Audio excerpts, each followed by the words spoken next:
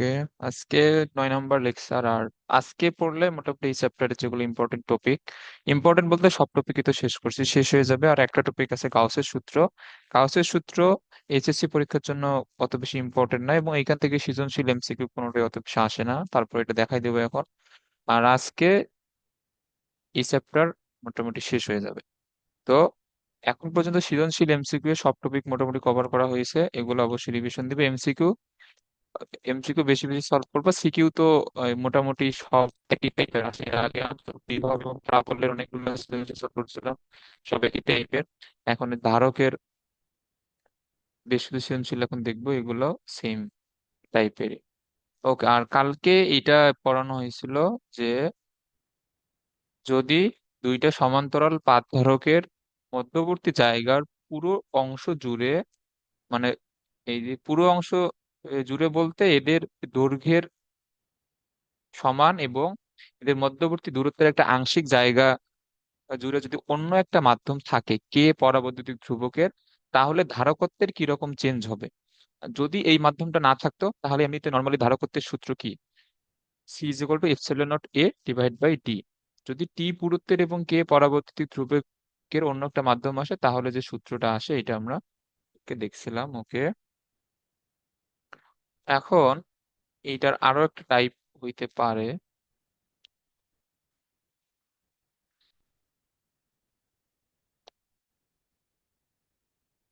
আচ্ছা,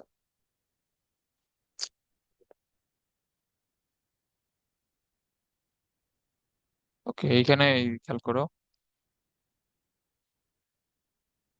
কালকে আমরা যেটা পড়ছিলাম সমস্যা, ধরো তো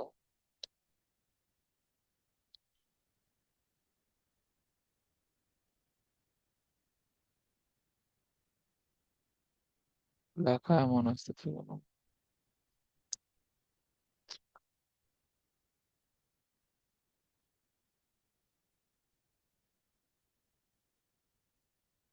দেখো, কালকে যেটা টাইপ ওয়ান এর মধ্যে ছিল সেটা ছিল অনেকটা এরকম, যে এইখানে দুইটা সমান্তরাল বাঁধ ধারক ছিল। এইটা একটু ভালোভাবে খেয়াল করো, তাহলে আজকে আরো একটা টাইপ করবো, এই দুইটার মধ্যে পার্থক্য কিন্তু লাগবে। ওকে, এখন এইখানে একটা কে পরাবৈদ্যুতিক ধ্রুবকের আর একটা মাধ্যম ছিল। এই টোটাল ডিস্টেন্সটা ছিল ডি, আর এর যে এই পুরুত্ব এটা ছিল টি।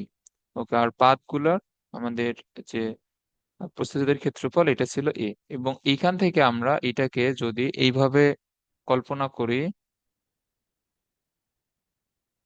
যে এইখানে একটা ধারক, আবার সেম ভাবে এইখানে, ধরো এগুলো বাঁকা হয়ে যাচ্ছে, আচ্ছা যাই হোক, এইখানে একটা ধারক সৃষ্টি হয়েছে, আবার এইখানে একটা ধারক কিন্তু সৃষ্টি হয়েছে, এবং এই দুইটা ধারক এখানে কোন সমবায় আছে, C1 C2 শ্রেণী। টি, আর এইটুক ছিল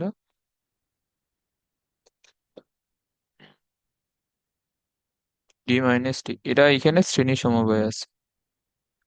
ওকে, এখন আজকে যেটা পড়বো এটা হচ্ছে,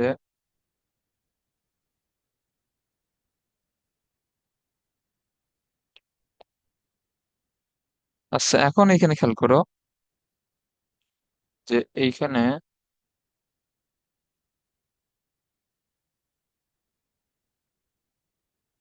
এইখানে একটা প্লেট, এখানে একটা প্লেট বা পাত। ওকে, এখন এই যে নিচের এইটুক অংশ জুড়ে তোমার অন্য একটা মাধ্যম আছে। ধরো এটার তোমার যে পরাবৈদ্যুতিক ধ্রুবক এটা হচ্ছে কে, আর এদের পাতগুলোর প্রস্থচ্ছেদের ক্ষেত্রফল তো এ এ, এখানে তো ঠিক আছে। এবং এই যে সমান্তরাল পাত, এই দুইটার মধ্যবর্তী ডিস্টেন্স তো হচ্ছে ডি। আর হচ্ছে যে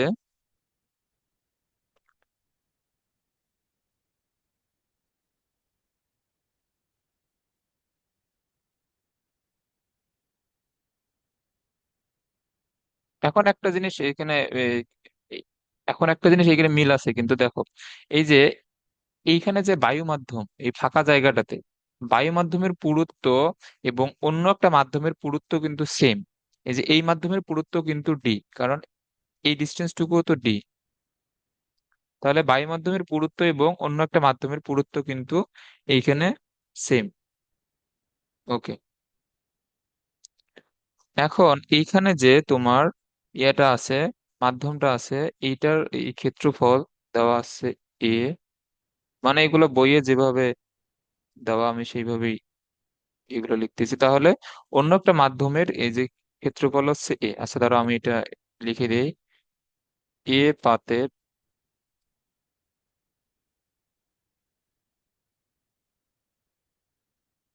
পাতের ক্ষেত্রফল এবং ডি পুরুত্বের,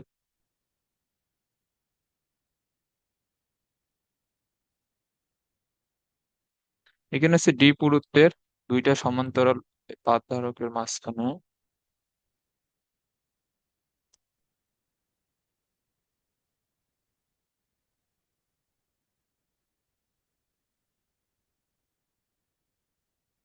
পাত ধারকের মাঝে আছে এ ক্ষেত্রফল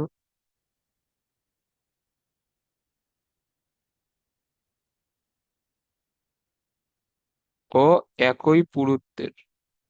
কারণ ওইটারও এই যে যেটা কে, এই ধ্রুবকের যেটা মাধ্যম তারও পুরুত্ব সেম, একই পুরুত্বের কে পরাবৈদ্যুতিক ধ্রুবকের একটি মাধ্যম স্থাপন করা হলো।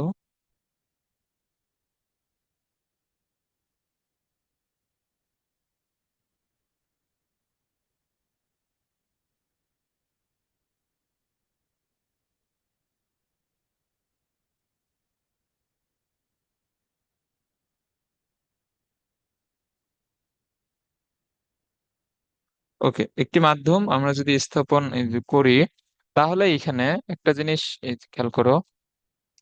এখন আমরা এটাকে কিভাবে আহ দুইটা ধারকে চিন্তা করতে পারি। এটা হচ্ছে উপরে ধরো একটা ধারক এখানে সৃষ্টি হবে এবং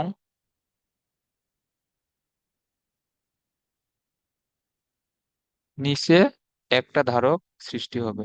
ওকে, এবং শুরুতে এরা তোমার একই সমান্তরাল পাত ধারক বা একই এই পরিবাহীর মাধ্যমে যুক্ত ছিল না। এই যে তোমার এই বায়ু মাধ্যমটা এবং অন্য একটা মাধ্যম একই এই পরিবাহীর মাধ্যমে কিন্তু যুক্ত ছিল। তুমি যদি সমান্তরাল পাত ধারক এইগুলাকে একটা করে পরিবাহী যদি চিন্তা করো, এরা কিন্তু একটা পরিবাহীর মাধ্যমেই যুক্ত ছিল। এই যে বুঝছো এটা? হ্যাঁ, বুঝছি। আচ্ছা, তো আমি যদি এই দুইটাকে একই পরিবাহী তারের মাধ্যমে যুক্ত বিবেচনা করি, তাহলে এই প্রান্ত এবং এই প্রান্ত তারা একই পরিবাহী তারের মাধ্যমে যুক্ত। আমি এইভাবে চিন্তা করে নিলাম যাতে বুঝতে সুবিধা হয়। তো এই ধরনের দুইটা ধারক কোন সমবায় আছে এখানে বলতো?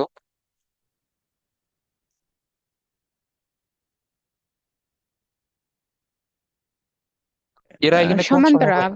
হ্যাঁ, এখন কিন্তু এরা সমান্তরাল সমবায় আছে। তাহলে এটা হচ্ছে বায়ু মাধ্যম উপরেরটায়, আর এইখানে অন্য একটা মাধ্যম আছে যার পরবর্তী ধ্রুবকের মান হচ্ছে কি। তাহলে এখন এরা সমান্তরাল সমবায় আছে।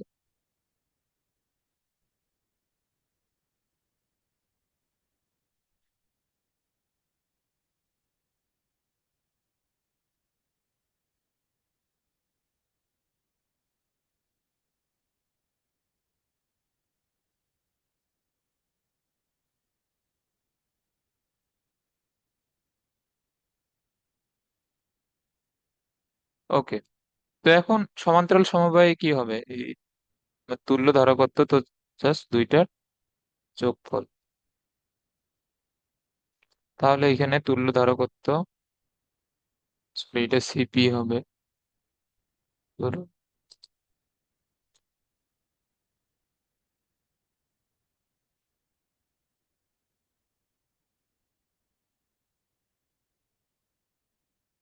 ধরো এটা কই গেল? আচ্ছা, তাহলে এখানে তুল্য ধারকত্ব কি হবে? C1 plus C2। তাহলে এইখানে এটা যদি C1 আর এটা যদি C2 হয়, C1 এইখানে এই কি হবে বলতো?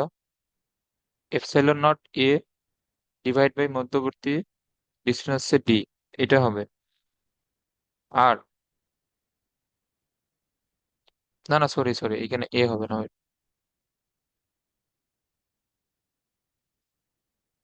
এই যে তোমার এইটা অন্য একটা মাধ্যমের এই প্রস্থচ্ছেদের এই ক্ষেত্রফল যদি এ হয়, আর তোমার এই পুরোটা যদি ক্যাপিটাল এ হয়, তাহলে বায়ু মাধ্যমেরটা কি হবে বলতো? যদি এটা হয় এ, এই যে অন্য মাধ্যমেরটা যদি হয় এ, আর পুরোটা আমরা ধরে নিই সমান্তরাল এই পাতদৈর্ঘ্যের জন্য ছিল ক্ষেত্রফল এ, তাহলে বায়ু মাধ্যমেরটার তাহলে জন্য এ মাইনাস এ। হ্যাঁ, এটা হবে এই ক্যাপিটাল এ মাইনাস কে। ওকে, তাহলে বায়ু মাধ্যমের জন্য এটা এই কি হবে? এপসাইলন নট, এইখানে এ কত? এ মাইনাস এ ডিভাইড বাই এই পুরুত্ব, না এই পুরুত্ব হচ্ছে ডি। আর অন্য একটা মাধ্যমের জন্য এটা হচ্ছে এপসাইলন নট ইন্টু কে হবে, যেহেতু কে থাকলে অবশ্যই গুণ দেওয়া লাগে। আর এর ক্ষেত্রফল কত? স্মল এ ডিভাইড বাই এর পুরুত্ব তো সেম, ডি। ওকে, তাহলে এখন ডি তো এখানে যদি সেম, তাহলে এটা হবে epsilon not A, epsilon not A, epsilon not A into K. তাহলে এটা এখানে কিরকম হবে? নিচে ডি, উপরে তুমি যদি এপসাইলন নট একটা কমন নাও, তাহলে হবে এখানে এ মাইনাস এ প্লাস এ কে।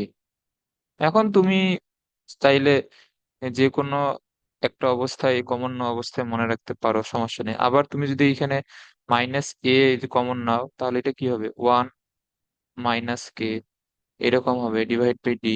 বুঝছো এটা? হ্যাঁ, বুঝছি। এখন তুমি চাইলে এই অবস্থা মনে রাখতে পারো, এই অবস্থাতেও মনে রাখতে পারো। এটা কি? এটা হচ্ছে পরিবর্তিত ধারকত্ব। যদি অন্য একটা মাধ্যমের, যদি অন্য একটা মাধ্যম প্রবেশ করানো হয়, তাহলে সেই ক্ষেত্রে ধারকত্বের কিভাবে পরিবর্তন হবে। এখন তুমি অন্য অন্য একটা মাধ্যম দুই ভাবে প্রবেশ করাতে পারো। একটা আমরা এই পড়ছিলাম পুরো ওই দৈর্ঘ্য জুড়ে, তখন এটা হবে শ্রেণী সমবায়। আর তুমি যদি পুরো দৈর্ঘ্য জুড়ে না দিয়ে পুরো এই পুরুত্ব বা এই যে তোমার ডিস্টেন্স পুরোটাই কভার করে অন্য একটা মাধ্যম দাও স্মল এ ক্ষেত্রফলের, তাহলে এটা সমান্তরাল সমবায় চলে আসবে। তো এই দুইটা সূত্র কিন্তু খুবই ইম্পর্টেন্ট।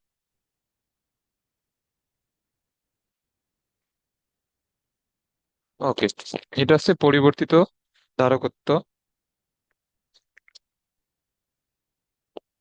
আচ্ছা, হ্যাঁ এটা এই পড়ো।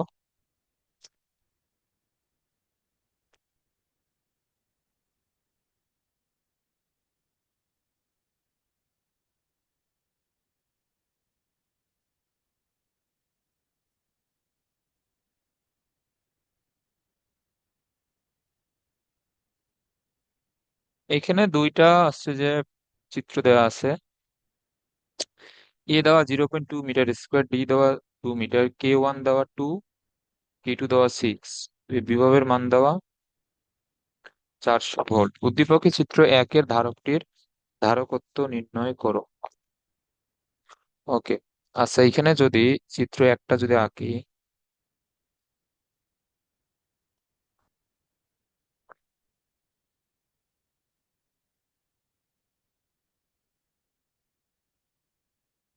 ওকে, দেখো এখানে, এইখানে একটা প্লেট আছে, এইখানে একটা প্লেট আছে।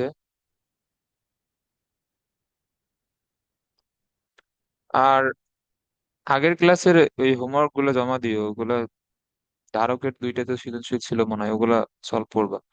ওকে, এখন এগুলার ক্ষেত্রফল দেওয়া এ, এটারও এ, আর এ এর মান তো দেওয়া 0.2 মিটার স্কোয়ার, আর এদের মধ্যবর্তী ডিস্টেন্স এটা হচ্ছে ডি দেওয়া কত, 2 মিটার। আচ্ছা, এখন এইখানে এখানে পার্টিশন দেয়া, এবং এইখানে কিছু মাধ্যম আছে, এই- এইখানে একটা মাধ্যম এবং এইখানে একটা মাধ্যম। ওকে, এইটা হচ্ছে K1 এর পরবর্তী ধ্রুবক, এটা হচ্ছে K2। আচ্ছা, এখন এখানে কয়টা ধারকের সৃষ্টি হয়েছে বলো তো?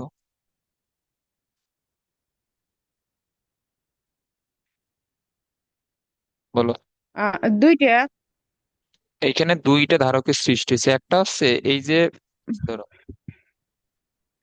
একটা হচ্ছে এই যে তোমার বাম দিকের যেটা প্লেট, এবং K1 এর এই- এই যে, এটা হচ্ছে বাম দিকের প্লেটটা, এটা হচ্ছে তোমার K1 এই পরাবৈদ্যুতিক ধ্রুবকের যেটা মাধ্যম, এদের মধ্যে একটা ধারকের সৃষ্টি হয়েছে, এবং এইখানে, এবং ডান দিকে যেটা প্লেট, এদের মধ্যে একটা ধারকের সৃষ্টি হয়েছে, এবং এর পরবর্তী ধ্রুবক K1, এইটা হচ্ছে K2, এবং এদের এই ক্ষেত্রফল হচ্ছে এ এ করে। তাহলে এইখানে দুইটা ধারক কোন সমবায়ে এই যুক্ত হয়েছে বলো দেখি। এইখানে একটা, শ্রেণী। এখানে একটা, এইখানে একটা, হ্যাঁ এইখানে কিন্তু এরা শ্রেণী সমবায়ে যুক্ত আছে। ওকে, তো K1 এই K2 এর মান তো দেওয়া 2 আর 6। আচ্ছা, সেই ক্ষেত্রে এইখানে C1 এর মান এই যে কত হবে, ওয়েট,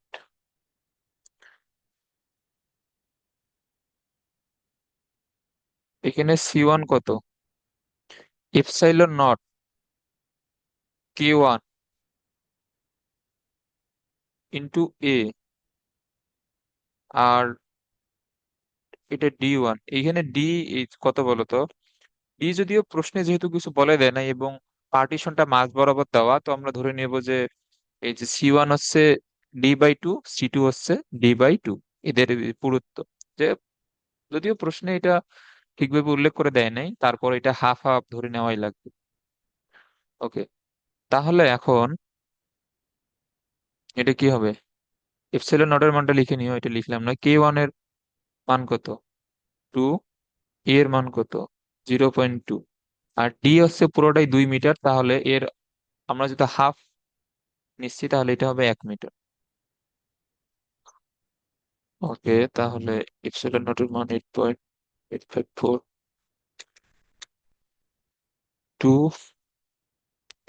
আচ্ছা এটা এখানে কোন, 2 × 0.2 / 1, এটা হবে 3.54, 10⁻12 এত ফ্যারাডে। ওকে, আর C2 হবে কি,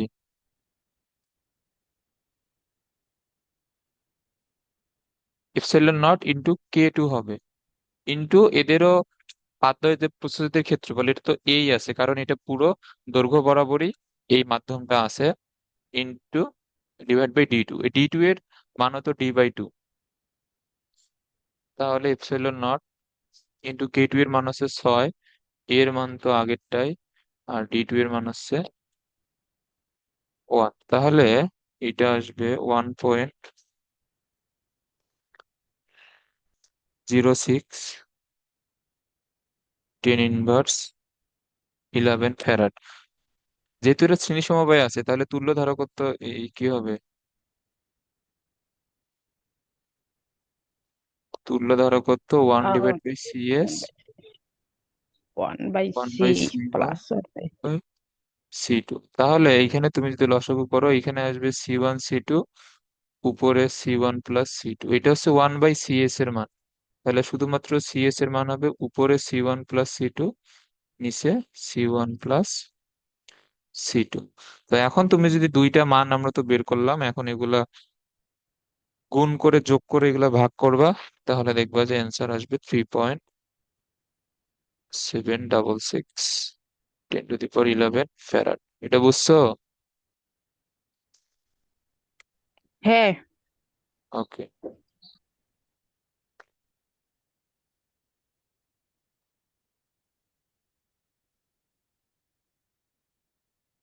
আচ্ছা, এখন ঘ নম্বরের এই চিত্রটা, এই যে এখানে খেয়াল করো, এই চিত্র তো ক্লিয়ারলি দেখা যাচ্ছে না? হুম। আচ্ছা, এখন এখানে বলছে চিত্র 1 এবং 2 এর ধারকের সঞ্চিত শক্তি কি সমান হবে। আমরা যেহেতু চিত্র 1 এর তুল্য ধারকত্ব বের করলাম, তাহলে চিত্র 1 এর সঞ্চিত শক্তি, এখানে চিত্র বানানি তো ভুল হয়েছে। ধরো,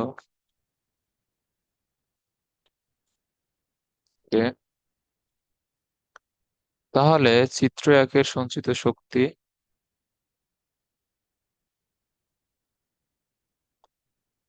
এখন দেখো সঞ্চিত শক্তি ইউ অথবা ডাব্লু, যে কোনো একটা লিখতে পারো, সমস্যা নেই, ইও লিখতে পারো। তাহলে এটা কত, হাফ CS × V²। ওকে, এইখানে সি এর মান 3.766 × 10⁻11, আর ভি হচ্ছে 400, তাহলে 400-র উপরে স্কোয়ার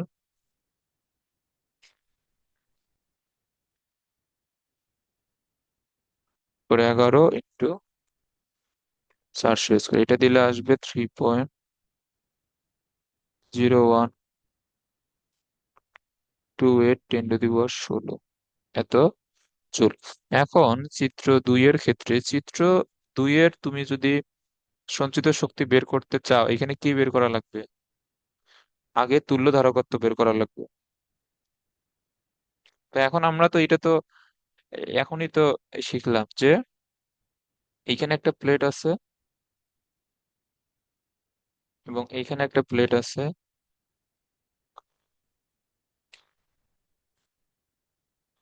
এবং হচ্ছে যে এইখানে অর্ধেক জায়গা জুড়ে এইখানে K1, এই যে তোমার পরাবৈদ্যুতিক ধ্রুবকের একটা মাধ্যম, এইখানে K2 পরাবৈদ্যুতিক ধ্রুবকের একটা মাধ্যম, এর এই ক্ষেত্রফল a/2, এর ক্ষেত্রফল a/2, এবং দুইজনেরই পুরুত্ব কত?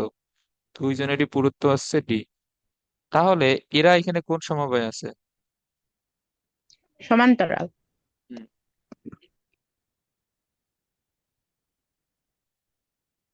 তাহলে এটা হচ্ছে C1 যদি ধরি, এটা C2 ধরি, তাহলে এরা সমান্তরাল সমবায়ে যুক্ত।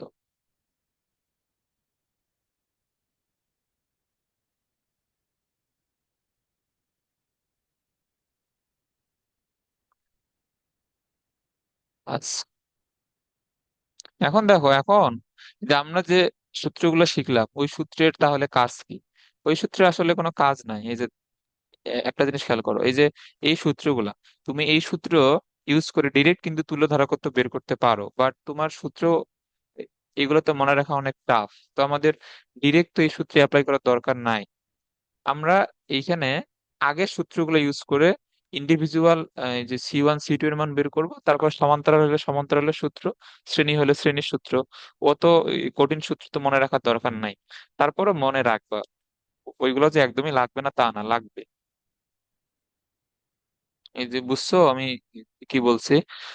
যে তুমি যদি হুম। এখানে, এখন এই যে আমরা যে এখানে C1 C2 এর মানে আলাদাভাবে বের করে তারপর শ্রেণীর সূত্রটা লিখলাম, এই সূত্র না লিখে তুমি যে ডিরেক্ট ওই আমরা কালকে যে সূত্রটা শিখছিলাম ওই সূত্রটা অ্যাপ্লাই করো, তাও সেম মান আসবে কিন্তু। বাট ওইটা লাগবে না, ওইটা সূত্র মনে রাখা অনেক টাফ আর কি ওগুলো। আচ্ছা, তাহলে এইখানে C1 এই যে কি হবে, ε0 × K1, আর এটার এই পুরুত্ব কত, সরি, ক্ষেত্রফল a/2,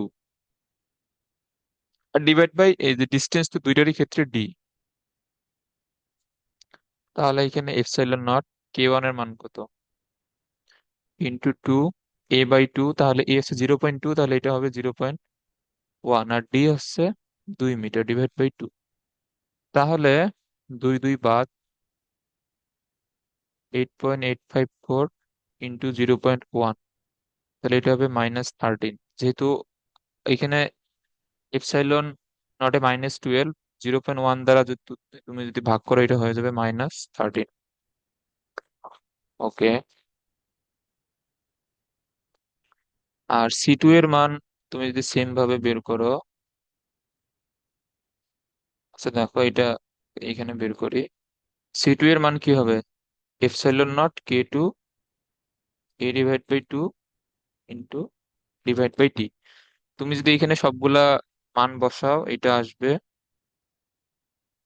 2.65, 656, 10⁻12 ফ্যারাড। ওকে। আচ্ছা, এখন এখানে এই যে তুল্য ধারকত্ব কি হবে? দুইটা যোগ হবে। হ্যাঁ, তুল্য ধারকত্ব, এগুলো সহজ ম্যাথ। C1 প্লাস C2, এই দুইটা যোগ করলে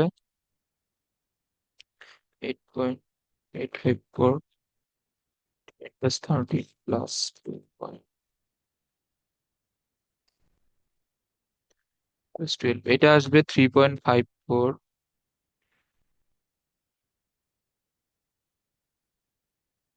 10⁻12 এত ফ্যারাড। তাহলে এর জন্য সঞ্চিত শক্তি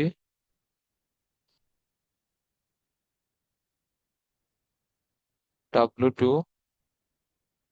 হাফ সিপি, যেহেতু ভি দুইটারই সেম, এইখানে ভি স্কোয়ার, তাহলে CP into V V square into 0.5, এটা আসবে 2.83 ইন্টু 10⁻7 এত জুল।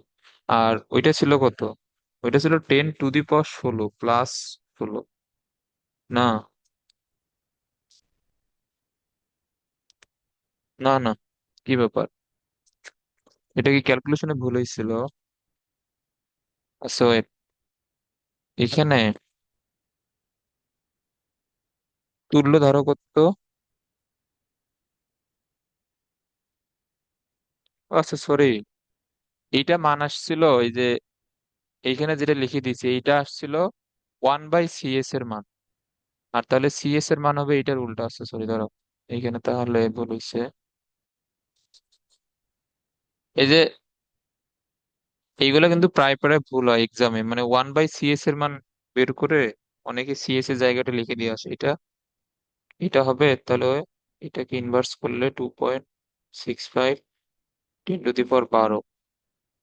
তাহলে এটা যদি এরকম হয়, তাহলে এখানে চেঞ্জ হবে,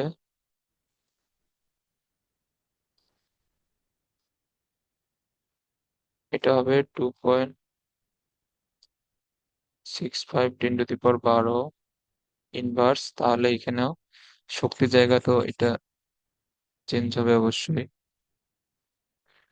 ওকে। তাহলে এখানে এটা আসে কত? 2.12 10⁻7 জুল, এটা আসবার এটা তাহলে। ঠিক আছে, তাহলে এখানে কে বড় বলো তো? যে 2.12, এটা 2.83, তাহলে W2 বড়, ইজ গ্রেটার দেন W1, অর্থাৎ চিত্র 2 এর ধারকের সঞ্চিত শক্তি চিত্র 1 এর ধারকের সঞ্চিত শক্তি অপেক্ষা বেশি হবে। যেহেতু এখানে সমান হবে কিনা, তাহলে অ্যান্সার হবে সমান হবে না। এটা বুঝছো এই ম্যাথটা? হুম। আচ্ছা, এইখানে তোমার ওই সূত্রগুলো তো মনে রাখা লাগতেছে না, তোমার যেটা মনে রাখা লাগবে সেটা হচ্ছে এই কিভাবে অন্য মাধ্যম নিয়ে আসলে কোনটা সমান্তরালে যুক্ত হবে, কোনটা শ্রেণীতে যুক্ত হবে, এইটা জানলেই আছে। আর বাকিগুলো সব এর মতো। ওকে। আর তুমি চাইলে এটা আমরা যে দুইটা সূত্র শিখলাম, সেই দুইটা সূত্র দিয়েও তুল্য ধারকত্ব বের করে চেক করতে পারো যে একই আসে কিনা। আচ্ছা, এরপরে এটা পড়ো।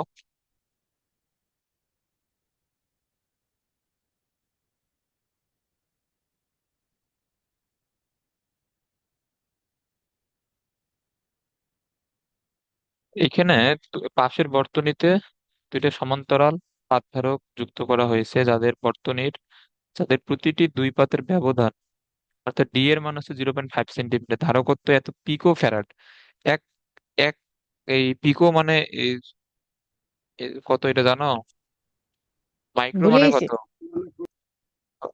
মাইক্রো মানে মাইক্রো হচ্ছে টেন মানে হচ্ছে তো ইনভার্স। 6। না না, ও হ্যাঁ, মাইক্রো মানে 6, আর মিলি মানে হচ্ছে 10^3। এই যে এটা হচ্ছে মিলি হচ্ছে 10^3, আর মাইক্রো হচ্ছে 10^6। ন্যানো কত? 10^9। আর এটা হচ্ছে পিকো, পিকো হচ্ছে টেন তার ইনভার্স মানে টুয়েলভ 10^12। আর একটা মনে হচ্ছে ফেমটো না কি আছে, ওইটা মানে 10^15, ওটা আমার মনে নাই। তো এগুলা কিন্তু মনে রাখবে, এগুলা অনেক ইম্পর্টেন্ট, এগুলো ফিজিক্সে এবং রসায়নে দুই জায়গাতেই লাগে কিন্তু। আচ্ছা, এত পিকো ফ্যারাড। পরবর্তীতে সি1 ধারককে কাগজ দ্বারা পূর্ণ করা হলো এবং সি2 ধারকের ঠিক মাঝখানে সমান্তরাল পাতের অনুরূপ পাতলা পাত এইখানে প্রবেশ করানো হলো। ইপসিলন নটের মান হচ্ছে এটা। প্রতিটি ধারকের প্রতি পাতের ক্ষেত্রফল নির্ণয় করো। আচ্ছা, এটা হচ্ছে তোমার কাগজ বা অন্য একটা মাধ্যম নিয়ে আসার আগে, এটা খুবই সহজ। এখন দেখো, এখন এখানে সি এর মান তো দেওয়া 600 পিকো, পি হচ্ছে স্মল লেটার 600 পিকো ফ্যারাড, তাহলে এটা হবে 600 10^12 ফ্যারাড। আচ্ছা, এখানে ডি দেওয়া প্রশ্নে 0.5 সেন্টিমিটার। আর তো এখানে ই এর মান তো নির্ণয় করতে বলছে, তাহলে সূত্র কি? এটা যেহেতু সমান্তরাল পাত ধরো, epsilon not A divide by D, A এর মান বের করা লাগবে। এ হচ্ছে D into C divide by epsilon not. তাহলে ডি এর মান 0.5, এটাকে আবার তুমি যদি 100 দ্বারা ভাগ করো, এটা হবে 0.05। আর সি এর মান তো দেওয়া 600 10^12, এপসাইলন নট হচ্ছে 8.854 10^12, 0.005, 600 12 তাহলে এটা আসবে তোমার 0.339 বা 0.34, যেহেতু 3388 আসে, এটা আসে 3388, এটাকে 0.34 লিখলেও কোনো সমস্যা নাই, এত মিটার স্কোয়ার।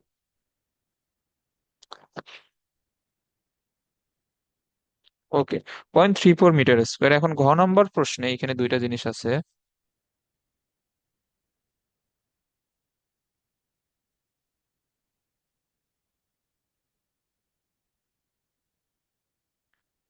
এখন এইখানে খেয়াল করো, সি1 ধারককে এত কাগজ দ্বারা পূর্ণ করা হলো। ধরো এটা তো বাঁকা হয়, এটা হচ্ছে সি1 ধারকের দুইটা পাত। এখন এই এই পাতের মধ্যবর্তী জায়গাটা পুরোটাই একটা একটা কাগজ দ্বারা পূর্ণ করা হয়েছে। এই পুরো অংশটা একটা এই কাগজ দ্বারা পূর্ণ করা হয়েছে, যার পরবর্তী ধ্রুবক কে এর মান 3.5 দেওয়া। আচ্ছা, তো এই ক্ষেত্রে এর এর পরিবর্তিত যে ধারকত্ব এইখানে কি হবে বলো তো? এটা হবে epsilon naught into K hmm, into A by হ্যাঁ ডি। ডিভাইড, হ্যাঁ।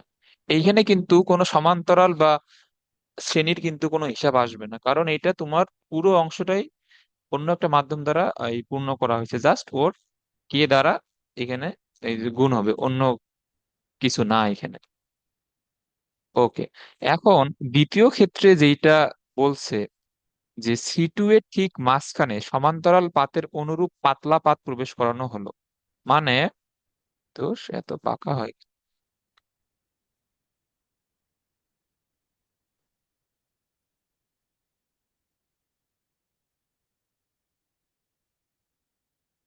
এইখানে একটা পাত আছে, এইখানে একটা পাত আছে C2 এর জন্য, এবং এদের ঠিক মাঝখানে এই পাতগুলোর অনুরূপ আরেকটা পাত নিয়ে আসা হয়েছে। তার মানে এইটা হচ্ছে D/2, এটা হচ্ছে D/2। তাহলে সবার প্রস্থচ্ছেদের ক্ষেত্রফল হচ্ছে এ এ এ। ওকে, জাস্ট এখানে কিছু করা হয় নাই, জাস্ট এই যে দুইটা সমান্তরাল পাত ধারকের মতো আরেকটা পাত এখানে জাস্ট নিয়ে আসা হয়েছে। এখন এখানে কয়টা ধারক সৃষ্টি হয়েছে বলো তো? দুইটা। দুইটা। এইখানে একটা ধারক সৃষ্টি হয়েছে, এইখানে একটা ধারক সৃষ্টি হয়েছে, এবং এটা কোন সমবায়ে আছে এখানে? শ্রেণী। হ্যাঁ, এটা কিন্তু